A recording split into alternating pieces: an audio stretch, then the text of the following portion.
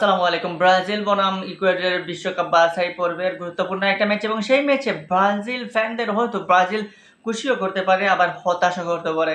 তবে সেই যদি হতাশ হন তাহলে হতাশ হবেন না। হতাশার মধ্যে ডুববেন না। কারণ এখানে হতাশার কিছুই না। কি কারণে বললাম এটা? কারণটা হচ্ছে এটাই যে ব্রাজিল বর্তমানে নতুন এক কোচের অধীনে চলে গেছে এবং তিনি হচ্ছেন বিশ্ব মাতানো, বিশ্বের আলোড়ন সৃষ্টিকারী কোচ ডন কার্লো আনচেলত্তি, যিনি রিয়াল মাদ্রিদকে দিয়েছেন অনেক, এখন বাকি ব্রাজিলকে দেয়ার। প্রথম কোনো বিদেশি কোচের আন্ডারে খেলবে ব্রাজিল জাতীয় দল এবং সেটা হচ্ছে ইতালিয়ান কোচ কার্লো আনচেলত্তির অধীনে।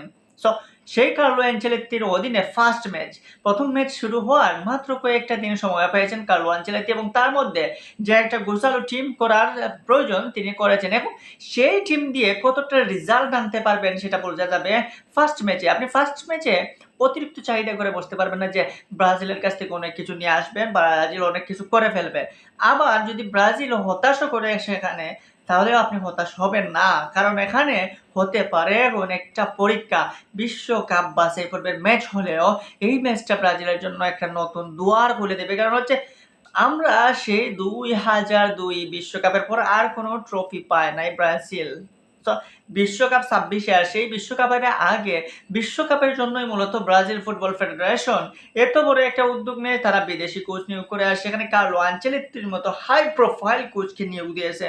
সো সেখানে ফার্স্ট ম্যাচে কিছুটা হলেও ভুলও থাকতে পারে, আবার সেখানে কিছুটা হলেও পরীক্ষা থাকতে পারে।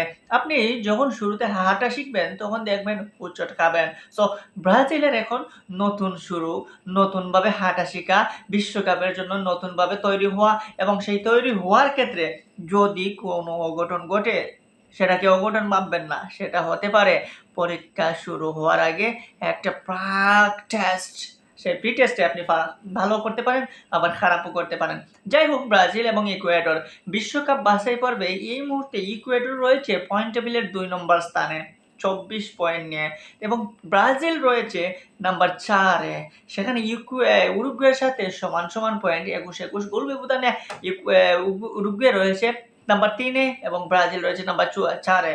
১ নম্বরে রয়েছে আর্জেন্টিনা। সো নাম্বার 2 এবং নাম্বার 4 এই ২ এবং ৪ এর মধ্যে খেলা এবং ইকুয়েডরের রিসেন্ট পারফরম্যান্স বলে ইকুয়েডর খুব দুর্দান্ত খেলছে, ভালো ফর্মে রয়েছে।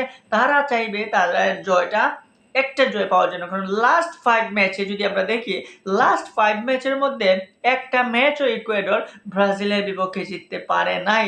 সো সেখানে ইকুয়েডর এবার চাইবে ব্রাজিলকে থামিয়ে দিতে, এবার চাইবে ব্রাজিলের বিপক্ষে জয় লাভ করতে।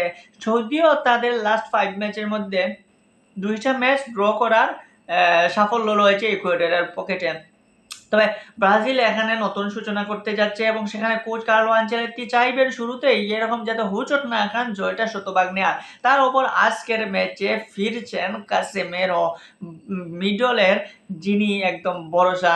সো এই মিডফিল্ডে যখন কাসেমেরোর উপস্থিতি আপনি দেখতে পারবেন, তখন আপনি হয়তো কিছুটা হলেও আশায় রাখতে পারেন যে গোল হবে এবং সেই গোলটা যদি হয়ে যায় রিচার্লিসন কিংবা ভিনিসিয়াস জুনিয়রের দ্বারা, তাহলে অবাক হওয়ার কিছু নয়। কারণ এরা বর্তমানে রয়েছেন টপ ফর্মে। তারপর আমরা ডিফেন্ডের ক্ষেত্রেও দেখতে পারেন নতুন কিছু মার্কিনহোজের সাথে আলেক্সান্দ্রো, দুইজন আলেক্সান্দ্রোস রয়েছেন এবং তারা যখন থাকবেন তখন আপনি কিছুটা হলেও আশায় বুক বাঁধতে পারেন যে নতুন একটা যুগের সূচনা হচ্ছে এবং সেই সূচনাতে আশা করব ব্রাজিল ভালো কিছু উপহার দেবে।